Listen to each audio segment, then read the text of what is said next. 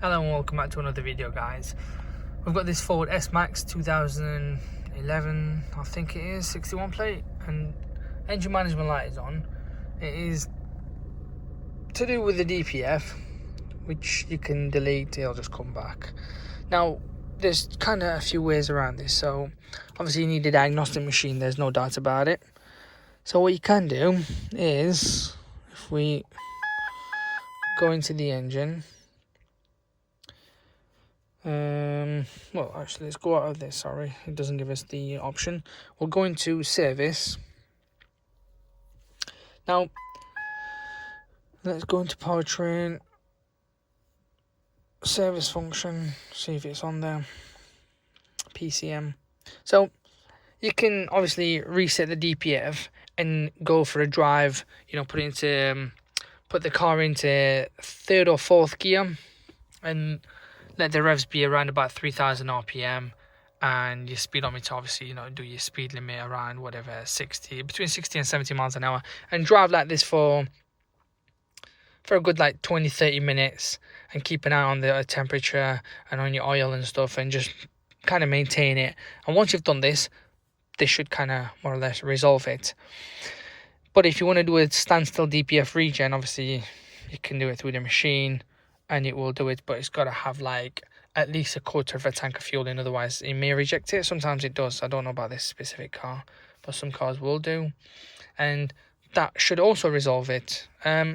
If them two doesn't resolve it and you're still having trouble and DPF is still going nuts, then your other option is really it might be a sensor faulty. You can try and, you know, change sensors and eliminate them. But if you just want to like get the headache out of the way once and for all, you can remap it, which I don't recommend, but you can remap it, and they'll delete the DPF. But obviously you got to sometimes drill through the DPF, obviously get the DPF out, get it all out, and they'll get rid of all the sensors, so you'll have to disconnect them, and this should eliminate it. There shouldn't be any faults anymore.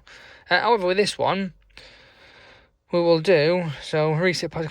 I'll just do them both anyway, because previously when you try and erase a code, it will ping back up straight away. So we'll reset it. With Ford, you've got to turn it on and off, so that's fine. So turn it off, is what I mean. So it just kind of does a hard reset. Okay, so that one's fine.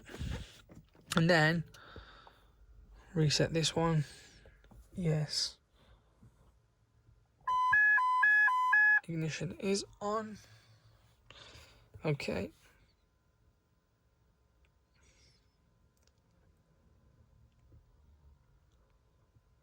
And sometimes, don't forget, these can go into limp mode, and you lose power. It just feels sluggish. It feels like the car doesn't have a turbo when it should do. Do you know what I mean? There's all sorts, really. So that's your regen, which I'm not going to do now. I'm not right fussed about it. I'll do it another time, but I thought I'd just show you what you need to do. If we do an auto scan, so fault scan,